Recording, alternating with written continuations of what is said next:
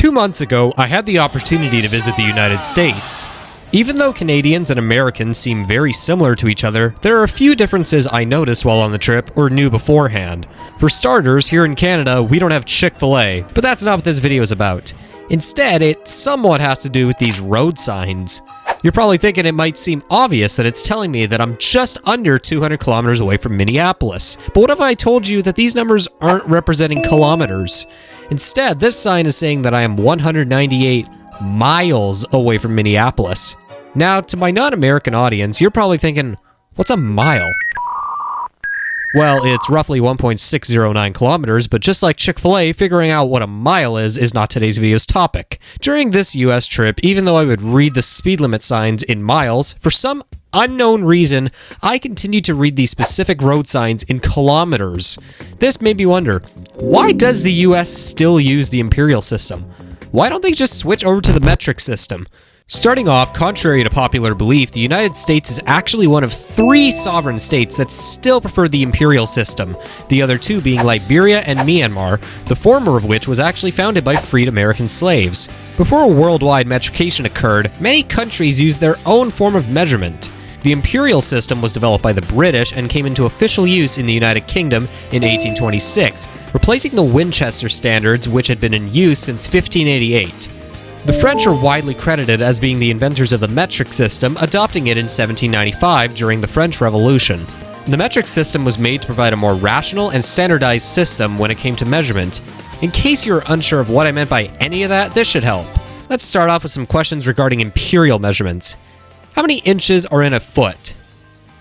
If you guess 10, you're close. There are 12 inches in a foot. How about yards? How many feet are in a yard? 3. How many yards are in a mile? This is an easy one. 1,760. What about temperature? What is the freezing point of water in Fahrenheit? 32 degrees Fahrenheit. What about the boiling point? 212 degrees Fahrenheit. That makes perfect sense, doesn't it? You might notice how the numbers are slowly turning irrational and illogical.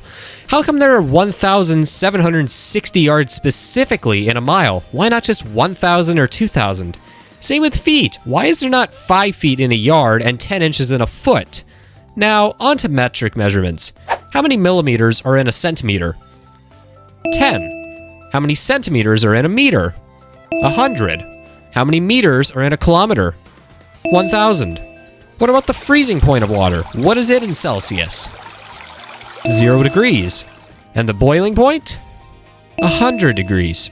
Due to the simplicity of the metric system, more and more countries began to adopt it as their official measurement system, which started a process called metrication, in which a country would slowly phase out their current measurement system in favor of the metric system. Similar to how Napoleon encouraged the switch to driving on the right side of the road, he also promoted the usage of the metric system. However, the British initially decided to not partake in this switch as the imperial system was already well established across the British Empire, including what is now the United States.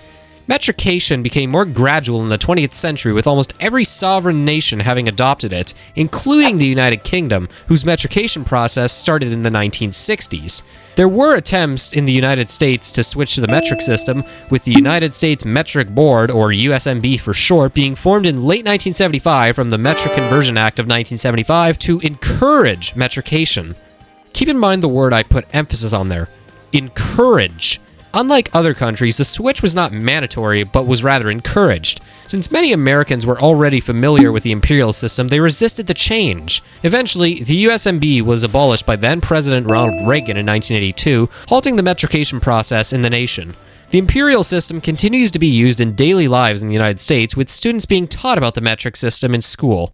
Although it is believed that almost every other country aside from the US has switched to the metric system, this isn't true. As previously mentioned, some still prefer the imperial system, but 2 countries use a mix of both, with one example being my home country of Canada. Distances between cities on road signs are measured in kilometers, so every road sign you'll see in the country will be in kilometers, including speed limit signs. But when it comes to daily usage in everyday lives, such as one measuring their height and weight or how long an object is, Canadians prefer to use the imperial system for these types of measurements. There is also the United Kingdom, whose road signs are primarily in miles as well. Aside from that, most other countries have fully adopted the metric system, with others still in the process of completing it. You've reached the end of today's video. If you enjoyed it and found it helpful, be sure to hit the thumbs up and subscribe to the channel as it helps out a lot.